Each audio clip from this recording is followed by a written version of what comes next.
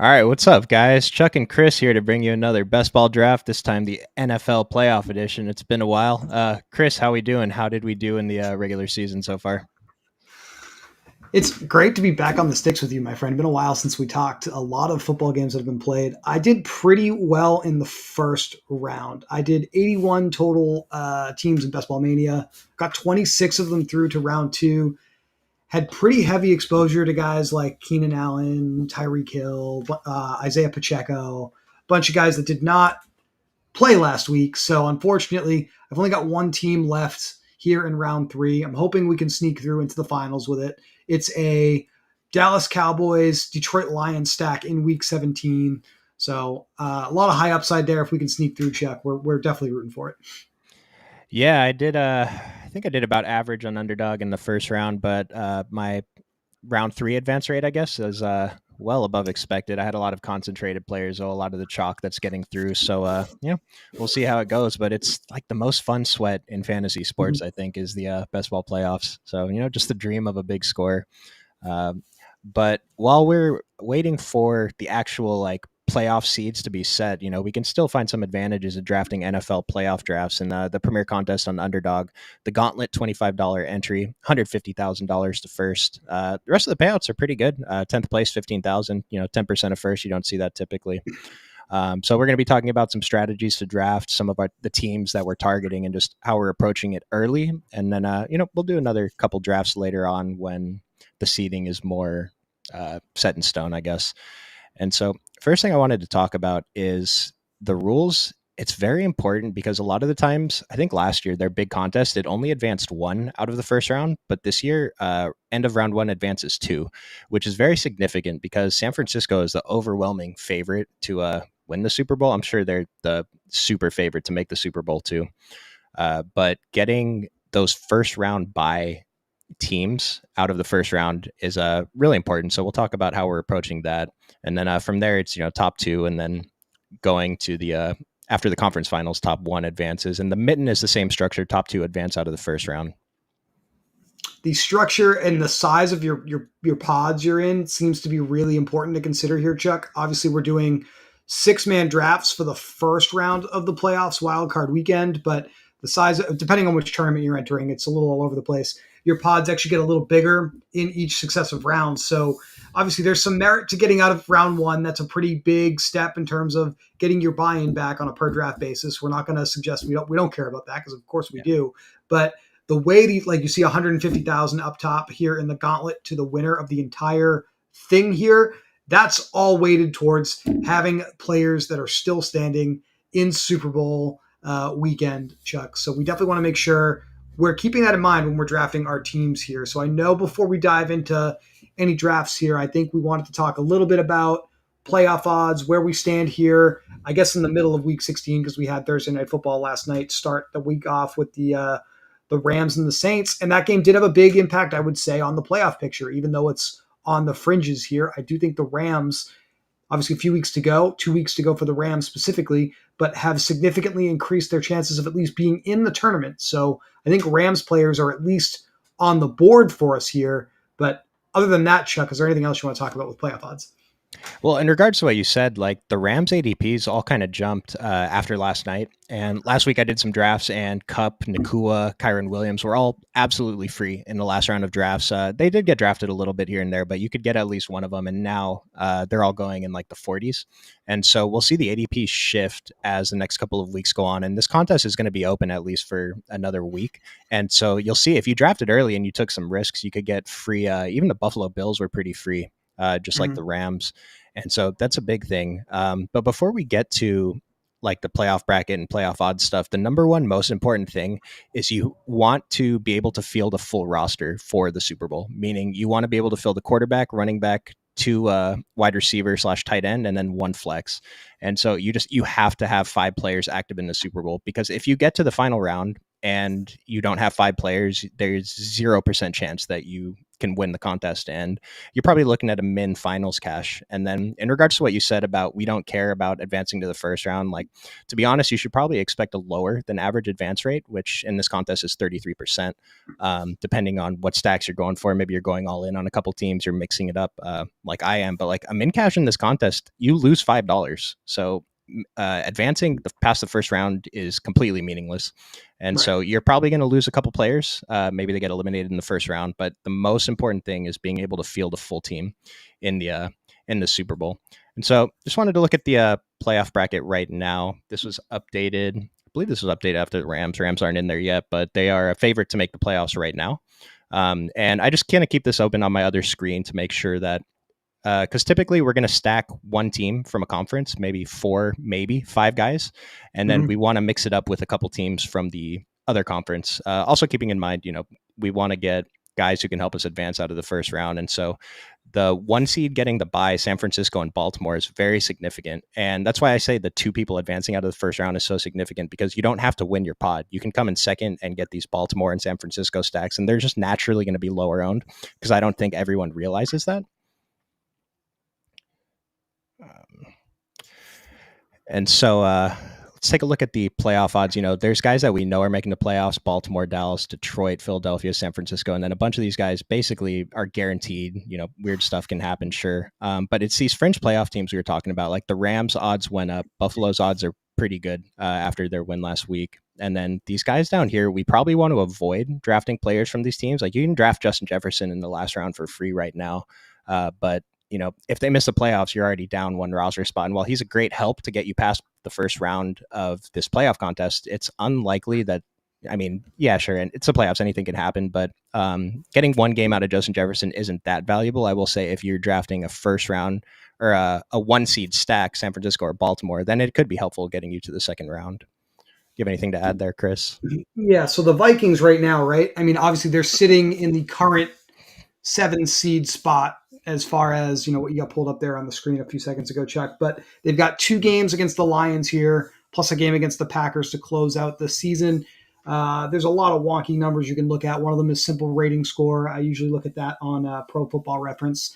The Lions are straight up graded as a better team than the Vikings, so they should at least split those games. There's a real good chance the Lions win both of them, right? So that's kind of why the Vikings are on like coin flip odds to make the playoffs. The results of every single one of these games is obviously going to change that picture a little bit, but I would say they're on probably the wrong side of the probabilities there to actually get into the tournament. I think there's really, really significant advantage just thinking about tournament upside in focusing on some of these teams that are going to have to play 4 games to win the Super Bowl, Chuck. So obviously we like the current one seeds, the Ravens on the AFC side, the 49ers on the San Francisco side. But just thinking about kind of some of the things we talked about with battle royale strategy when we've done those streams on here, Chuck, like drafting, I guess, something that's like slightly less optimal, but that's going at a significantly lower cost overall could pay huge dividends if we end up being right about that. It's borderline impossible right now. I don't know if we can get like ADP up on the screen or anything like that to pull off a San Francisco 49ers stack. Like all of the key players here, McCaffrey's the chalk number 1 pick. You got Debo, Ayuk, Purdy, Kittle. These guys are all gone by like the 10th pick at the latest. So really, really hard to stack the 49ers. I kind of feel like if you want to have a roster with 5 starters from Super Bowl teams in your round 4 lineup, you almost are driven towards like rooting for San Francisco not to get there, which seems obviously pretty tough. They are the prohibitive favorite. I believe one major sports book you and I were looking at before we started has them at plus 220, which is, I mean, it's pretty crazy for a future at this early juncture, I would say. So next closest team is the Ravens at plus 550, the number 1 seed in the AFC side. So like literally stacking anybody else seems like, I think, the best tournament move here. Yeah, and you bring up a good point. So one thing I wanted to mention was last season, both number 1 seeds reached the finals, and so it was almost impossible on Underdog to have a full Super Bowl roster with good players. Like I'm not sure what the winning lineup looked like last year, but you could have gotten a full stack of the Chiefs or the Eagles, but it's unlikely you're getting Eagle stack with Kelsey or Chiefs stack with AJ Brown, something like that. And it's an unlikely outcome. Sure, it can happen again this year, Ravens versus San Francisco, but again, advancing out of the first round, if you're stacking both of those teams, is going to be pretty impossible, even with two advancing out of each pod.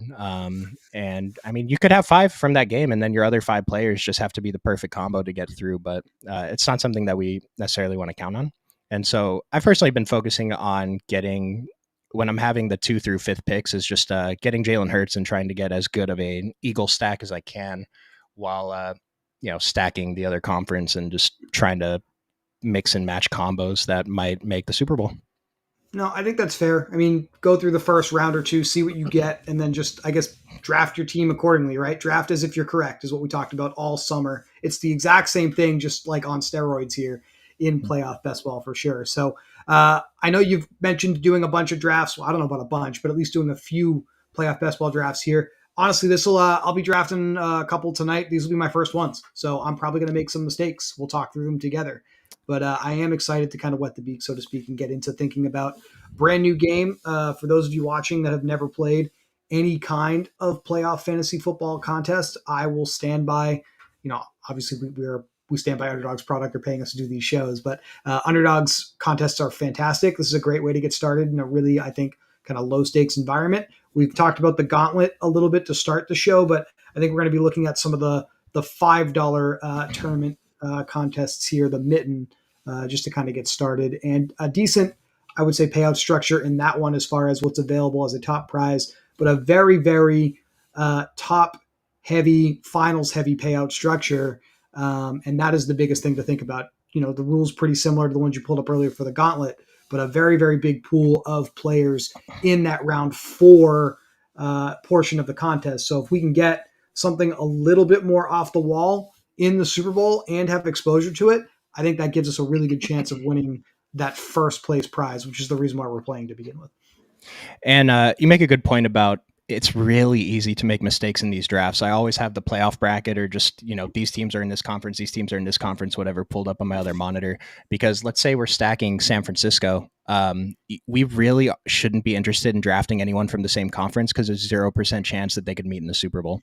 And so maybe, like I mentioned, maybe if I'm using Justin Jefferson as an example because he's free in the last round. Like, if we know Minnesota's making the playoffs in a couple of weeks when these contests are still open, like, you can get Justin Jefferson in the last round with your San Francisco stack to help you advance past the first round. But that's about the only situation I would ever do something like that. So if we're stacking San Francisco, we're basically going to have 6 guys from the other conference.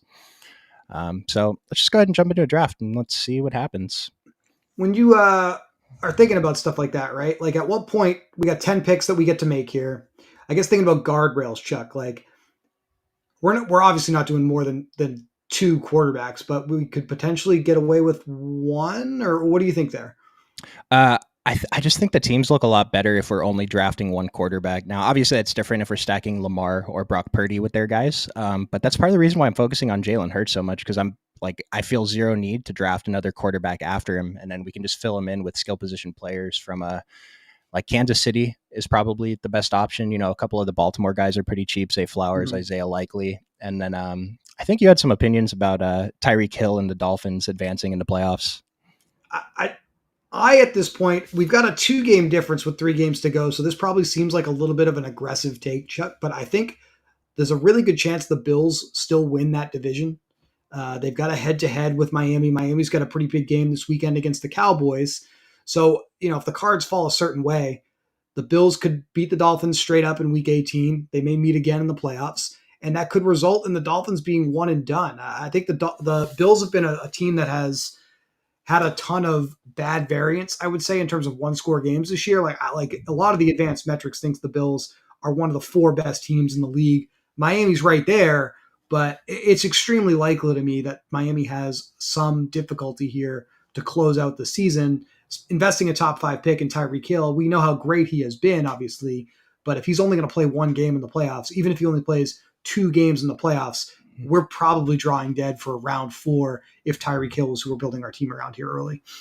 Yeah, and that's exactly why I mentioned that I'm kind of just fading him in favor of Jalen Hurts now. I'm probably going to take Hurts here, but Deebo Samuel in San Francisco, it's very very good pick. I mean, this guy is completely blown up Scores over the two past few weeks. Like, scores 2 touchdowns every single game. Chuck, he's like doubled his expected fantasy points. It's ends up on our fades list every week for DFS and just completely crushes us. So would not surprise me at all to see him just continue to do that all the way to a title with the Niners this year.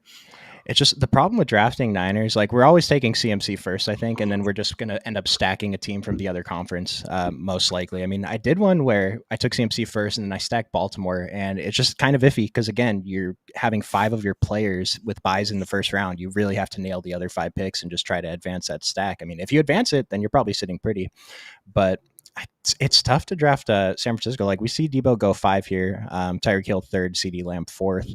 I mean, I've seen one perfect San Francisco stack. Mm-hmm. Christian McCaffrey, Debo, Ayuk, and Brock Purdy at 24, which is just such an impossible stack. But it's really hard to get more than 2 San Francisco players in typical drafts. And so, like, this guy, Brock Purdy and Debo, yeah, you're not going to get Christian McCaffrey, but if you can stack the right team from the other conference, maybe the Chiefs, and you take Isaiah Pacheco and expect him to be the running back, then you're still sitting good. So, So now that you're coming up here, right? And obviously we've got an owner that's still going to make a pick here, but are you basically off Kittle, Ayuk? Because we've already gone in all in on the mhm. Eagles here, right? So we're not even going to consider those guys here. Yeah, no, not at all. I'm thinking about, so there's 2 ways we can go. We can either take a top player from the other conference and hope they meet in the Super Bowl, Isaiah Pacheco. We can guarantee the Philly stack. I don't think that the Christian McCaffrey guy is going to take the Philly stack just because Eagles are in the same conference as the Niners, but it's possible that he does, and he does what I just talked about, where he ends up stacking a team from the other conference. So I am just going to guarantee the stack with Devontae. Obviously, getting AJ Brown would be ideal, but that's pretty tough to do here. And so he is going to go that route. Looks like he's going to stack the Ravens with Christian McCaffrey and try to get that tough 1 seed versus 1 seed matchup. Be interested to see what his next pick is here because it probably should be a Ravens pass catcher, even though they're not on the ADP board, just to kind of guarantee what he's going to try to build here. This is the fascinating aspect, I think. Okay, so he's going to get Kittle. That's not the worst. Mhm. And he's got a running back, a quarterback, and a pass catcher from the expected Super Bowl matchup, right? So the number one pick obviously is probably the best pick to get, like it is in regular fantasy football. But again, if those teams, the biggest fear I have with the 1 seeds every year is, you got to wait a week to get them into your lineup, and then there's a very real chance they're just one and done, depending on what the matchup is. So uh, the cost and the risk involved with going all in on that matchup is, I think, larger than the field anticipates with these ADP values and the price that we pay to get those players in our lineups. Obviously, we can end up wearing egg on our face with that opinion pretty easily, but I just think it's way easier to play for something different. Well, the other thing too is here, so he can't really take 4 Baltimore players because he's not going to have a full roster to get out of round 1. His team will be drawing completely dead. And so if you're taking 2 Niners and then 3 Baltimore players, you're literally saying that's going to be the Super Bowl matchup. And it's really restricting. You mostly want to, I mean, I think a 4 stack on one side with 2-2-2, or I don't know, maybe 3-2-1, 2-2-1-1, So something like that on the other side is better. at what point are we thinking, okay, I'm going to take someone that's just going to help me in round one? Like, is that, do you care about that even now in round 3, round 4, Chuck, or do you not? Are you not thinking about that more until we get to the closer to the end of the contest here? Like, because there are teams that are going to be the 6, 7 seed that almost certainly aren't going to advance and play a second game, and we're talking about players like Justin Jefferson, who you started the show off with, maybe Mhm. Kyron Williams from the Rams. Maybe the Rams get in and he has his really high upside role as a running back. Like, they're not likely to give us much beyond round 1, but we got to get out of round 1 to have a chance to win, right? Yeah, I'm not thinking about those players at all yet, because even if, we're taking someone to help us get out around like Amon Ra or something right here, we're missing out on crucial pieces that we could have from our stack. And it looks like this guy, he stacked 3 teams from like he's got to start a stack on the other side, but what other stack that's available has a chance? Is Patrick Mahomes still on the board? This is the latest I've seen Patrick Mahomes go. It's kind of weird that the Kelsey owner didn't take him on the run back here. So it's kind of weird. But so what I did here, I took Rashi Rice because I thought he was one of the better skill position players from the other conference, from a team that I think, has a pretty good chance of making the Super Bowl still. And I took the risk of missing out on DeAndre Swift, but turns out we got him anyway. And so it's really important to draft the running back for your quarterback, because it guarantees that you're able to fill that position if your quarterback makes the Super Bowl. And then so we're probably going to take Goddard with the next pick, and then after that, if there's, because the problem is what teams can reasonably make the Super Bowl? Jacksonville, Cleveland, Kansas City, Bengals, Dolphins, and Colts as it stands right now. I guess the Bills are in there, but I think Yeah, we just focus on those guys later in the draft. just we're already kind of far down the road in this team of saying the Eagles are going to be in the Super Bowl. And I think Mhm. that's the thing to think about when you're drafting these rosters. Is that going to be what you, even if that's not what you think is most likely to happen, our picks have guided us down that path.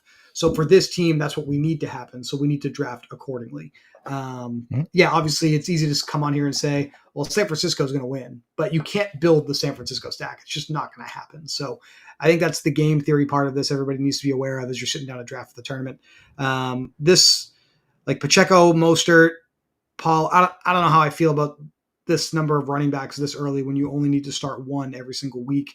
This is just me kind of reacting to things I'm seeing because I haven't really done any of these drafts yet. So some of my takes are definitely going to be pretty bad. I won't lie, but that seems pretty poor to me going with that number of running backs this early, and kind of direct conflict there between two AFC rivals there with your third and fourth round picks. Yeah, with the running backs, like taking four running backs, I'm never doing. And the only situations I've taken three in are when I miss my quarterback's running back, and I have to take running backs from teams that could play my quarterback in the Super Bowl just to make sure I'm able to fill that position. Like with DeAndre Swift here, I really don't have to take another running back, but because I am kind of nervous about DeAndre Swift specifically, I might end up taking I don't know, maybe like a Travis Etienne, or I would have taken Mm-hmm. Pacheco if somehow he was going this late. Considered him instead of Rice, but it's just I knew I was going to probably be able to get DeAndre Swift in the next round, so I just wanted to guarantee that I'm getting a guy who, I mean, Rashi Rice has been fantastic over the past few weeks, and if the Chiefs make the Super Bowl, he's probably their number one guy. And I really like that Bills stack that the number 6 pick drafter has, but there's no NFC players on that roster that feel viable for the Super Bowl, so that seems problematic. So I'm going to go with Zay Flowers here. Just he's supposed to be the number one pass catcher on the one seed, and so And no I, worries about him missing the first round. I will say that's you're pretty much all in on the NFC side, so having some one-offs on the AFC side feels completely fine. Let's say we do get that scenario, Chuck, where the Ravens and the Niners right now meet in the Super Bowl. We could go back to last year's contest and look at the Chiefs and the Eagles, who were the one seeds last year.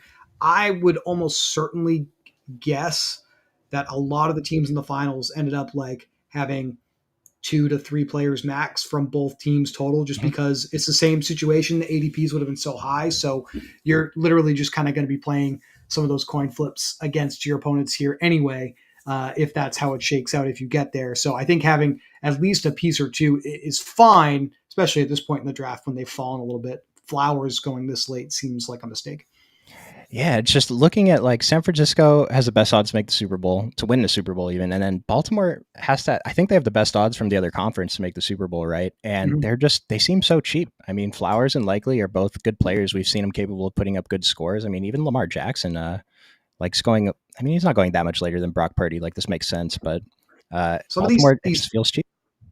the uniqueness of the tight end being lumped in with the wide receiver, I think, is going to help depress the cost of some of these interesting options. Looking at the ones that are still available, Likely and Kincaid on the Buffalo side, like these guys are definitely comparable, if not better, than some of these wide receiver twos, wide receiver threes from these offenses that people are taking. So definitely have to be interested in that there. These drafts go by quick. Wow. I mean, we've got Yeah. 6 teams, 10 players. So what is that's 60 picks overall. So when we're looking at ADP, just keep that in mind. 60 is basically the bottom of the table here. Some quarterbacks that I don't know. I think Chuck, I don't think it's a lock the Jaguars make the playoffs. So it does Mhm. feel like Lawrence, Ridley, Etienne, Evan Engram, even like those are players I'm looking to just kind of completely avoid. I would talk about getting the back end of the draft and making sure you at least have some players active in the first round so you can try to get out of the first round. I mean, I really don't want to roster players that are just completely not going to play at all because they're not going to make it, right? So Yeah. Jacksonville's a team I'm definitely concerned about, especially if we end up this week with Trevor Lawrence missing the game, which is what's expected, and Jacksonville taking a potentially unexpected loss against the Buccaneers. They're underdogs this week, so that is the expectation from the markets. And a problem I'm running into, since I really like you said, I agree. It's kind of tough to take Jacksonville. Cleveland is 95% to make the playoffs or something, and so I reached for Jerome Ford a little bit here, and I didn't mention this earlier, but ADP does not matter. get your Yeah. stacks, get your Yeah. correlations from the other side. And I only did this because I'm a little bit nervous about DeAndre Swift, and since I'm not getting Gus Edwards in round one, I want to have another shot to fill my running back spot to try to advance. And I mean, there's a percentage chance Cleveland meets the Eagles in the Super Bowl. Even it's not very Yeah. likely, but Joe No, Flacco. I totally get it. I like it. I would even, obviously, you were concerned about that position specifically, but I would even be looking at like Amari Cooper, David Njoku. These guys have massive roles in their offenses. Flacco's look pretty good, right? So Cleveland is the type of team that, they're going to definitely get one game in the playoffs. They may get two if they get lucky in the first round. And those are some guys that can give you some good fantasy production. And I am going to go ahead and just get that double stack with Cleveland. It's just if the Eagles play Baltimore or Cleveland in the playoffs, I have 6 roster eligible players, and so I'm not restricted to the 5 I advance with to the finals. One guy can have an off game or something, and it's another opportunity, another shot on goal, I guess, to try to hit the probably not optimal lineup, but the winning lineup anyway. Go dog pound, baby. We get Eagles Browns Super Bowl, Chuck, and you're sitting pretty here. I don't think most people are going to have this combination. Certainly not in contests that were drafted, 3 weeks before the playoffs start. Now I But will say, definitely a good point you make about Cleveland, though. They're not locked, obviously, but they've got a really big leg up on the competition to get in because they're at 9-5 versus all these 8-6 teams, and pretty soft schedule to close out the season. So I think their ADPs are a little lower than they should be, given how likely they are to at least be in the bracket. Now, do I think Cleveland is making the Super Bowl? No, absolutely not. And so I am kind of restricting myself to a Philadelphia versus Baltimore, or Philadelphia versus Kansas City Super Bowl matchup. But I mean, it's not the worst thing, right? Like I'm already all in on Philadelphia anyway, and Kansas City and Baltimore to me are the 2 teams that have the best chance of making it to the Super Bowl from the other side. So Yeah, if I was drawing the line, I think there's 8 teams that I think are realistic contenders. Uh, the lowest on that list, looking at the Super Bowl futures for me, would be like the Bills and the Lions. So anybody above that, like Buffalo, Detroit, Dallas, Miami, Kansas City, Philadelphia, San Francisco, Baltimore. Like those are the teams I'm focused on for round 4. I think they have the best chance. Some of the others obviously have a chance to be in the playoffs, but like I'm not like the Bucks are going to be in the playoffs, right? They're probably going to win that division at this point. The Seahawks kind of stole a game in prime time the other night. They've got a pretty good chance to make the playoffs, but the Colts even have a pretty good chance to win their division to make the playoffs. Do I see them going deep into the playoffs? No. So these are not teams I'm really looking to select players from at all. And so there wasn't another Kansas City player that I would have taken right there. And so I have to make a decision. It's like I just said, we're not interested in Jacksonville, but they have a higher percentage chance of making the playoffs right now than Cincinnati and Indianapolis. And so I could have taken Pittman, I could have taken Chase, but I think just securing myself a not guaranteed, but a more likely chance of having a 10th player on my roster for the first round. And maybe it's worth it to take the Chase or the Pittman, who obviously have the higher ceiling than Engram. But I just went with the team that had the highest chance to make the Super Bowl, the best skill position player available left. I like it. And then we do have some comments in the chat. David, hope you guys continue this best ball strategy streams next year. Yeah, I mean, I'm sure we will. As long as Underdog will have us, we will be creating content for them. And appreciate you for being here. I know I've seen your comments asking us about this before. And then our own Ken, do we think that San Francisco's ADP being this high is justified considering they're not getting points in week 1? Chris, you want to take that one?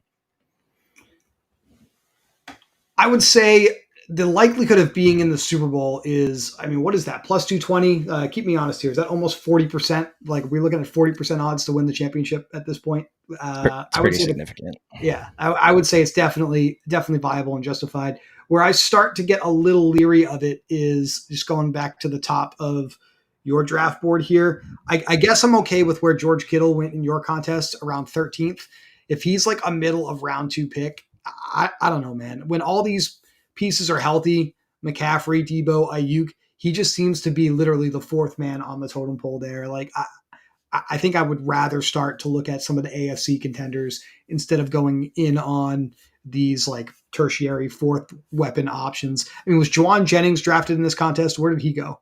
I imagine someone was at least interested in him because it's San Francisco, but you're looking at like just a bad player on a really good team that is getting drafted probably over like DK Metcalf, right? And at a certain point, it's kind of like, do I want Jawan Jennings just because he's going to be playing in the Super Bowl, or do I want to take a player that's going to help me at least get to the fourth round in this contest by getting out of round one, right? Like I think that is where I'm more concerned with the ADPs is at the bottom of the table. If we're looking at like Elijah Mitchell and Jordan Mason and all these backups on the 49ers or even on the Ravens for that matter versus like actual good NFL players. I think I'd just rather have the good players on teams that are less likely to get there but aren't completely drawing dead. Am I going to take Khalif Raymond from the Lions? No. But am I going to look at Amon Ra or Jameer Gibbs and maybe just hope the Lions make a run? I think that's a slightly better path, right? So I guess that's where my head is at with the ADP on these high end teams.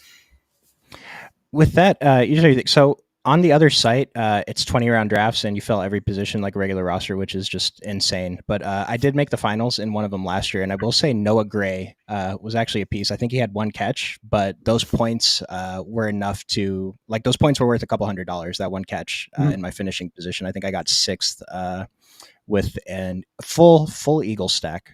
Didn't, and that was the only player I had from Kansas City.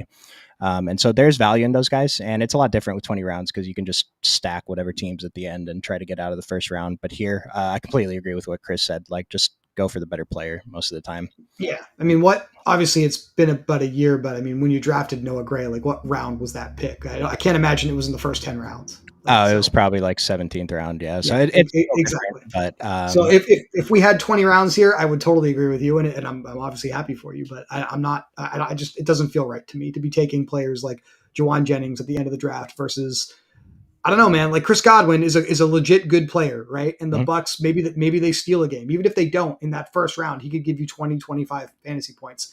Jawan Jennings might not do that in all three games he plays in the playoffs. So it's just kind of something I'm thinking about. That's all.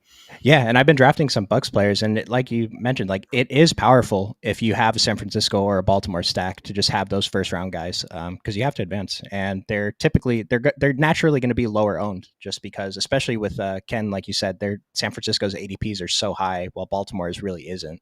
But they have a high chance of making the Super Bowl. And keep in mind too, we're not trying to predict who's going to win the Super Bowl. We do not care who wins. We're just trying to get players that play in it. Like we don't care who wins in the first round either. Like Chris Godwin could get eliminated in the first round, put up 20 plus fantasy points, and he's probably going to be a high advance rate player. And then Jose Morales, who's our core. Not sure if that's an NBA joke, but in this one it was the Philadelphia Eagles. And then I think this is a season long question. Do we play Eckler and flex? If not, London, Myers, Noah Brown, or Connor? Chris, you have an idea of that one? Can you give that to me one more time? What was the question? Yeah. So for the flex spot for I'm assuming this weekend's fantasy football playoffs and PPR half PPR stuff matters, but Eckler versus Drake London, Michael Myers, Noah Brown, and James Conner. Oh man, this might be a good week to not play Austin Eckler. I feel like I agree. the Chargers are completely drawing dead here. I'm sorry to say. Michael Mayer is not someone I would consider there. What were the other two options? Uh, Drake London, Noah Drake Brown, James London Conner. or James Conner. All right, I think I'm liking some James Conner. I'm not liking Noah Brown compared to James Conner. So I think James Conner is my answer for that question. I love the Arizona Cardinals and the Chicago Bears stack this weekend. Connor has a really big role at running back for Arizona. Both these teams are obviously kind of gross, not going to be in the playoffs. We're not considering them for the contest that we're drafting here tonight together. But I do think like James Conner has a pretty good chance to succeed in that matchup this weekend. So that would be my pick. And David's asking, does stacking two wild cards automatically make you unique? It just consider how many people are doing things like I'm doing. Like the Eagles are probably a pretty high owned stack, and then how many people are just mixing and matching with San Francisco versus Baltimore? Like I said, those two are already going to be naturally low owned because they have a buy in the first round. But yeah, it really doesn't take much to get unique. Just think about how many combinations there are of teams that could reasonably make the Super Bowl, and it's pretty decent. So. All right.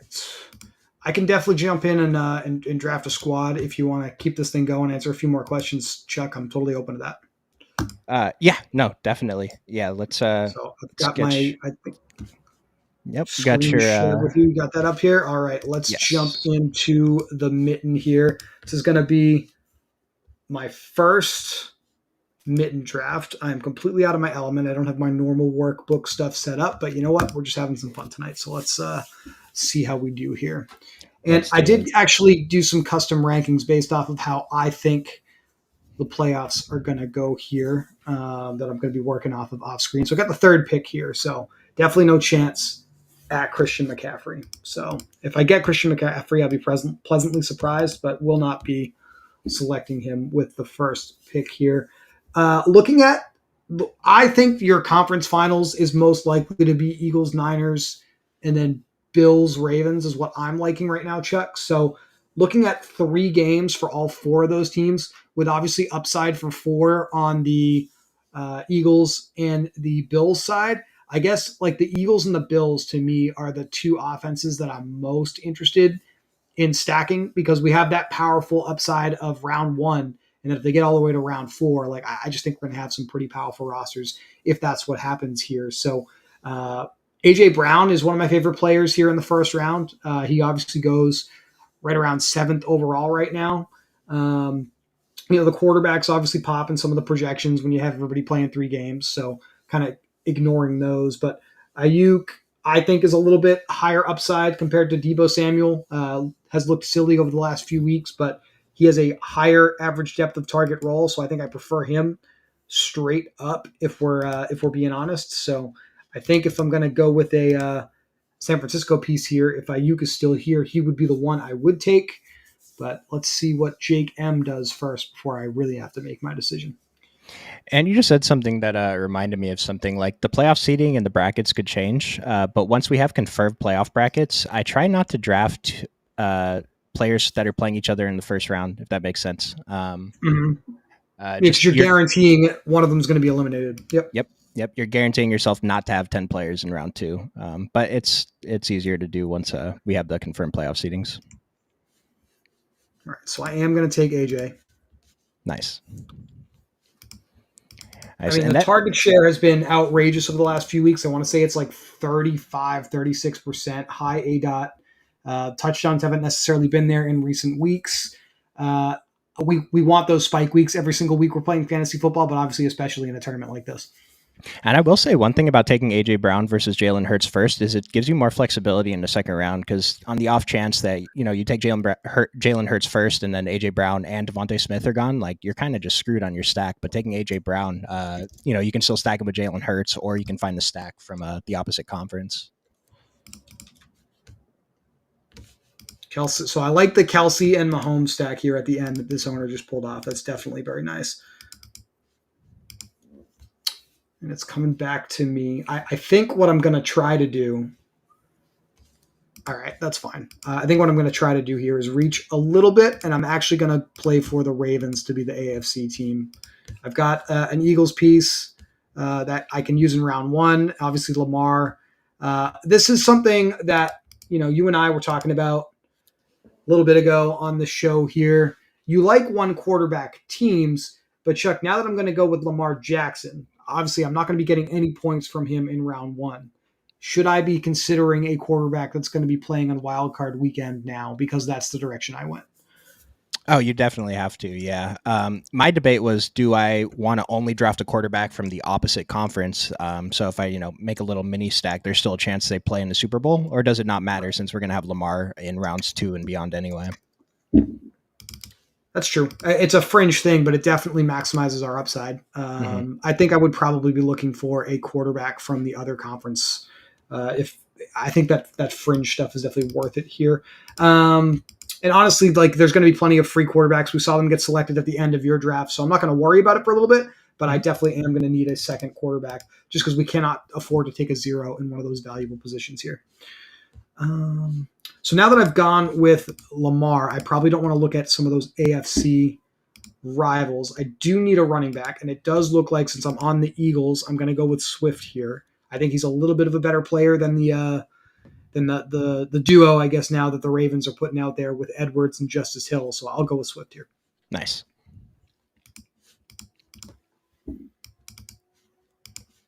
And yes, I know for any of the Eagles fans watching live or running this back, this feels pretty bad, right? Like the Eagles have just been super disappointing in recent weeks. But don't fret; they've got a pretty easy end of the season here, supposedly. we definitely have some hope for the Eagles in the postseason still. And Ken, think he meant Jacoby Myers, not Michael Myers. Yeah, I fudged that one up, but I think the answer would have been the same. I still like James Conner there. Yeah. Absolutely. Brain is on something else now, admittedly, but definitely think James Conner is a pretty high upside this upcoming weekend. Uh, do not really think I'm going to have to try hard to get some pass catchers with Lamar Jackson here. I've already got two Eagles, so I only need two more players from those two rosters to have like a ton of upside for the Super Bowl. So that's pretty good. Tua going this early, definitely interesting to me. I will say I'm avoiding them just because I didn't make the picks, but like James Cook, Stephon Diggs, Dalton Kincaid, I think Jake M is going to be targeting those players here. Definitely very interesting selections. I'm going to go with Zay Flowers a little early, just because of the way that my build is shaking out. And as you said, we don't have to worry about ADP. We're building for round 4, so Yep. Yep. Hope I everything's may all even right. I may even double tap with Isaiah Likely here. I guess the only thing that I'm a little concerned about, and maybe this is a point of discussion we will have as we get deeper into the playoff best ball draft season, Chuck. Do we consider Mark Andrews at all at the end of these contests? Does he have any chance at all of playing in the Super Bowl if they get there? I think that's an interesting angle that we're not necessarily thinking about as much yet.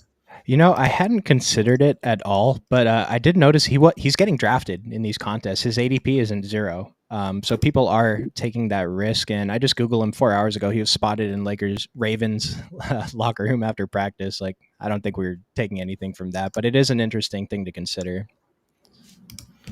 And we're definitely focused on like super stacks here, right? Like obviously I'm going pretty heavily on Eagles and Ravens players. But as we talked about on the top of the show, Chuck, in some of these contests, if you just advance to the second round, you're not necessarily making any of your money back. You want to get to the third round, the fourth round, and you want to be as right as possible. So I'm at this point trying to make sure that I'm as correct about Ravens Eagles as possible. Definitely got to look a little bit more at some non-Ravens players for round 1 upside, but feeling pretty good about what I have here in the first 5 rounds. Yeah, in this contest, you actually do get your full buy-in back rather than just 20 of the 25, but it's still, 33% of $5 basically is what you're saying you're playing for if you're playing for the second round. So,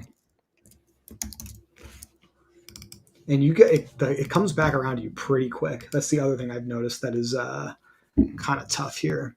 So I think I'm going to take Goddard, believe it or not, because that gets me another Eagle piece. The fact that he's just sitting here teed up for me is pretty good. I think he averages double-digit fantasy points per game when healthy. Not going to complain about that as a pass catcher here on a team that I'm now rooting to, at least for this roster, to be playing in that game. and so it might look like you're just going all in on Eagles Baltimore, but if you take another, maybe two other teams 2-2 stack, you can still field 5 full players for the finals, and considering that you have to take another quarterback anyway. So we look at what is available at quarterback. I mean, Cooper went, Evans went, so I want to have.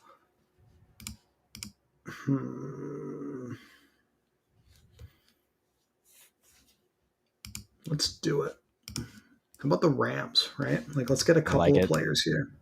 I like it. I'm actually We just saw surprised him. they didn't go earlier. Should have access to Stafford basically in the last round too. So I've got a couple of options there. Maybe another AFC pass catcher on a different team would be good. I'm not against a running back either, although those feel pretty bad at this point. So And one thing is like, yeah, the Rams could still miss a Super Bowl, but if you wait 2 weeks until the playoff seedings are set, you're not going to be able to get Stafford in the last round or Puka as late as you did. And so this is still going to be a unique roster construction. And so that's the advantage of just taking risks and drafting a little bit earlier. you mentioned being concerned about Swift's role. Obviously, Edwards is not available to me in round 1, so I do think I need at least one more running back here. I definitely think Rachaad White is a really interesting pick. Very, very dynamic running back in terms of his involvement in Tampa Bay's offense.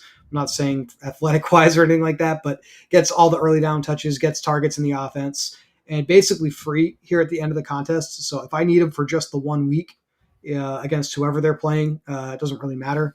Hopefully, he can get me 15 to 20 points. I think that's a pretty good pick just to have a little bit more safety in the first round of the contest. I like it. And going back to what I was saying about trying to avoid picking players that play in the first round. Right now, Tampa Bay is matched up with Philly, but you're going to get Gus Edwards back in the second round, and so you might lose Rashad White. But it's not as big of an impact in this case, and you only really need him to advance past the first round anyway with the specific players that you got. I don't think you're worried about these guys not putting up scores in round 2 and beyond. Yeah, and not that it matters tremendously for how I've built the roster, but I'm currently expecting that to be the Cowboys that get the 5 seed. So, I mean, Okay, both the nice. Eagles and the Cowboys are on track to have to play in round 1 because the Niners are probably going to get the bye. But I do think you're going to have a Cowboys Bucks game. I guess I can throw up the bracket that I'm currently expecting at the end here. If people are Nice. mildly interested in that, we can definitely take a look at that together. Oh, Maybe I we're mean interested. I think it's helpful to look at before you sit down to do anything like this what you think is actually going to happen, right? Because it helps you make a somewhat of a plan of action to go into. Man, I mean, I really want to take Isaiah Likely. I don't know if that's too many Ravens. Is 4 Ravens too many, Chuck? What do you think?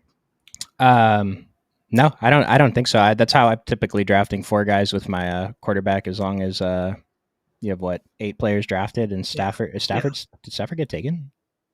I only have the running backs highlighted right now. Oh, okay, okay. He may have. He may have, but that's okay.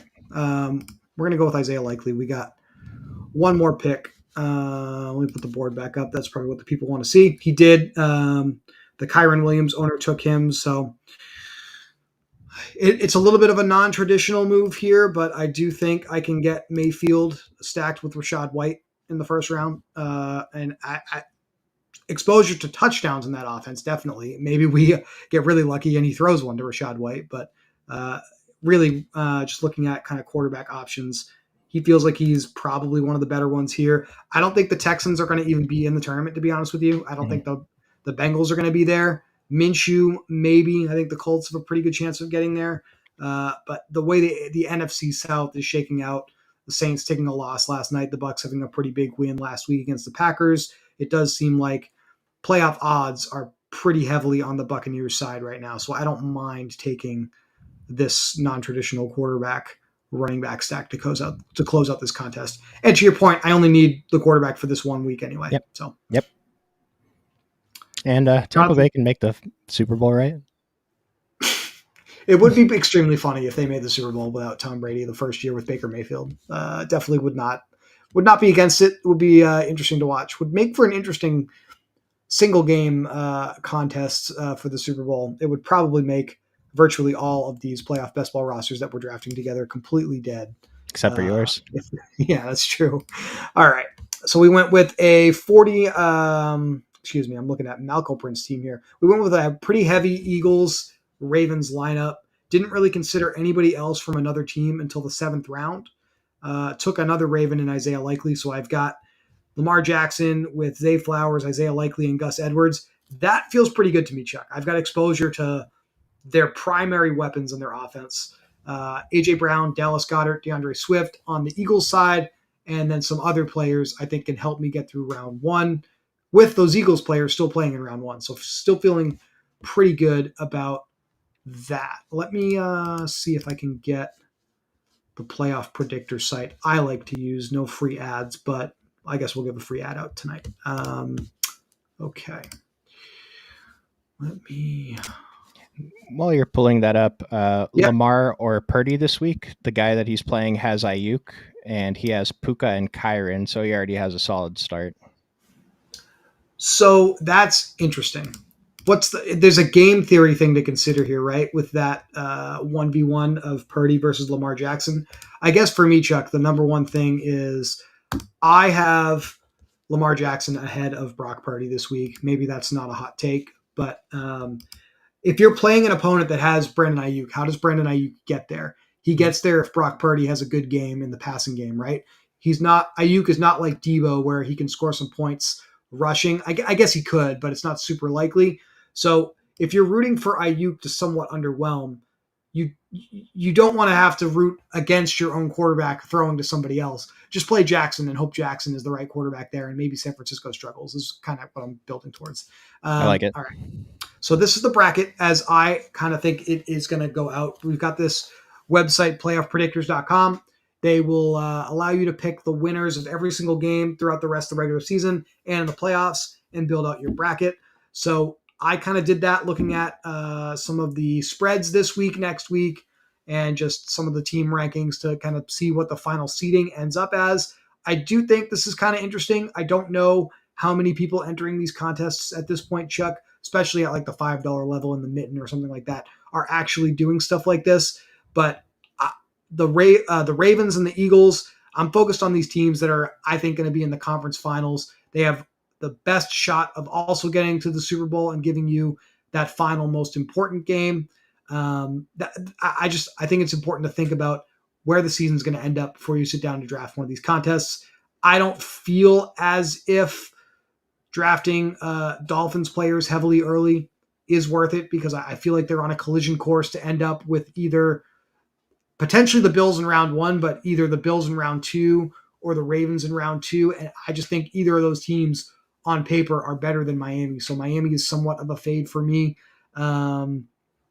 Detroit is somewhat of a fade for me because I think the line in the NFC is that top three of the San Francisco 49ers, the Cowboys, and the Eagles. I feel like I'm always taking those teams ahead of the Detroit Lions. But I guess if you want to have somewhat of a unique build in playoff best ball, the Lions potentially getting to the NFC championship game or beyond would be an interesting option. They've looked pretty good all year, right? And their cost outside of Amon-Ra St. Brown is pretty low. So, but these are the things that I'm thinking about, that we're all thinking about because we're sick in the head and we like talking about this stuff. And so you mentioned the build. I just want to say, so we both drafted basically Eagles Baltimore stacks, and I just want to mention a couple of the other teams that seem fairly easy to full stack. Kansas City, if you have the 5 or 6 pick, you can get Kelsey and Mahomes pretty easily, and then hopefully Rashi Rice and Pacheco on the way back. Bills seem pretty easy to stack, and getting like a top player. In the first couple rounds before that, and then Dallas was a little bit difficult to full stack, but people are really down on Tony Pollard, I guess, after Dallas lost last week, but still a team that's pretty easy to full stack. Just other options if you believe in those teams or whatever. One thing, I guess it may seem fringy, but we talked about this a little earlier. I really, really think the Bills are live for the AFC East for sure. So I think that makes that 4 or 5 seed kind of matchup kind of interesting in the AFC. Potentially get another Chiefs Bills rematch in the second round. I mean, obviously, it's easy to get excited about what lies ahead of us here, Chuck. Looking at some of these matchups when you start to think about how the playoffs are going to unfold. So, but you know what? We're going to have a few more shows together to think about that. No. For our longtime loyal viewers here on YouTube, no real schedule yet. We're still just kind of feeling this out, but we'll be on here to do this at least once a week, if not more, throughout the rest of the regular season as we get ready for the playoffs to get started. And there'll be other stuff throughout the rest of the playoffs as well. Some battle royales and stuff like that. Maybe we'll get on here and do a little bit more when things slow down, because I'll certainly have less to do once there's no NFL regular season anymore. So I'll be around. And just want to answer Vito's question before we get out of here. Full PPR. I don't know if you have the comments pulled up, but pick 1 running back, 1 wide receiver, 1 flex. So basically pick 3 of Breece Hall, Zeke, Chandler, Taylor, Cooper, Spears, London, and Godwin. I can give you my answer. That's going to be Ty Chandler, Amari Cooper, and probably Godwin. Maybe Breece in the flex. Maybe Brian will be upset with me, but I'm going to be nice. I'll share the model, the running back model this week.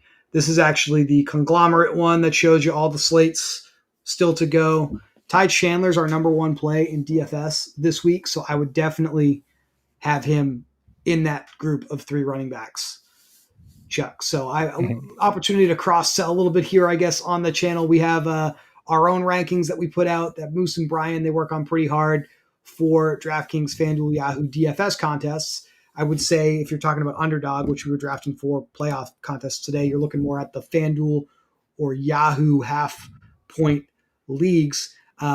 Honestly, I would definitely strongly encourage anybody that's interested in our content here on the channel to consider purchasing a subscription to the website, looking at our model rankings, and just playing the highest ranked players that you have on your roster in regular start sit formats. Yes, they're ranked a certain way for DFS contests based off of their pricing and opportunities and stuff like that, but the model is still a pretty powerful tool just for regular fantasy football as well. It's how I make a lot of my start sit decisions.